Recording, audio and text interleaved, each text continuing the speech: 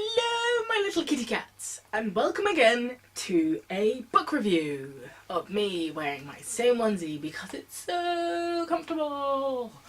Last time we talked about the Fairy Rebel series, the first of which is called Knife, written by R.J. Anderson.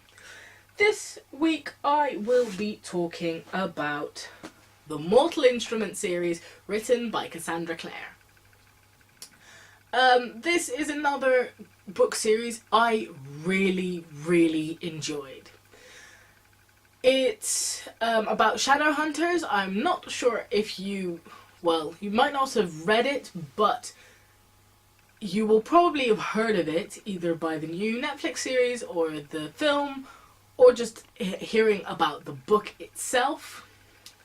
I really enjoyed it. It's a really fun read. It's one of those series where you read it and you're like, where the bloomin' heck is this going? How are they still continuing with this same story? Like, so much goes on and it's like, oh my god, seriously? They're still going on at the same story? But at the same time, you're like, yay, they're still going on with the same story. Yeah, it's one of those books that is like a television series where you watch the first episode and you're like, yeah, this is alright. Then you watch the second episode and you're hooked. And you don't really care that you're no longer sure where the writers of this or the series are going to take it. You're just so excited it's still going and you can just enjoy it and live with all these characters, and it's cool. It's really good read. So one of my favourite things in this book is the relationship between Alec and Magnus Bane. I ship them so hard. It is unbelievable. They are some of my favourite characters to read about. Though I also really ship what's her face? I can't think of her name now. That's so embarrassing. I had it as Isabel. I totally ship Isabel and Simon.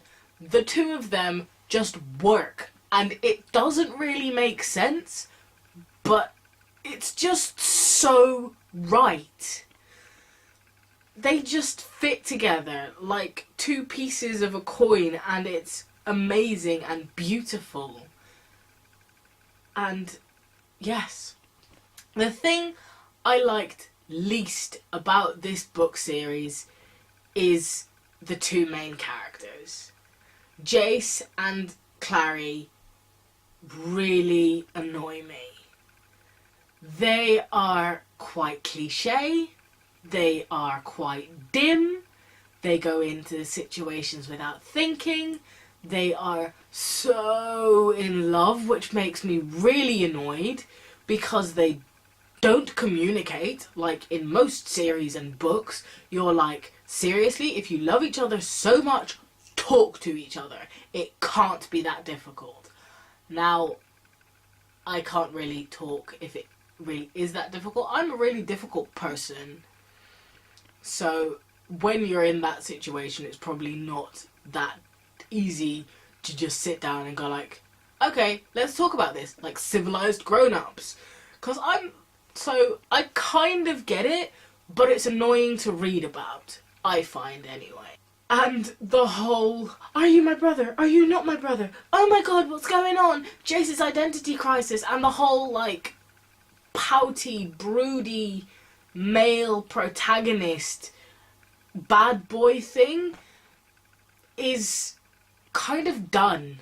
I'm kind of done with reading about the broody, self-punishing, I'm not good enough, I'm like too good but also not good enough, and that whole thing. Like, I'm kind of done with that. So at certain points I was ready to just stop with the series because of Jace and Clary. Also, just like Clary is really rather dim and she just charges into things without thinking to such an extent that it's annoying. Like, lots of characters in books do that, but to the extent that Clary does it is annoying because she's never the one that gets hurt. She always comes out fine with barely a scratch on her. She is not a trained shadow hunter. She should not be getting out of these fights and situations alive. She really shouldn't. But she does because the book series revolves around her and around blooming Jace. So that's the thing that really, really irked me. But I really do recommend reading this book. It's really fun and it's rather well written. If you can look past what I've just described as the two main characters from hell, they're not even that bad, but then definitely check this book out. It is awesome. So that was my rant slash review slash thing on the Mortal Instruments series. Definitely check it out and keep purring.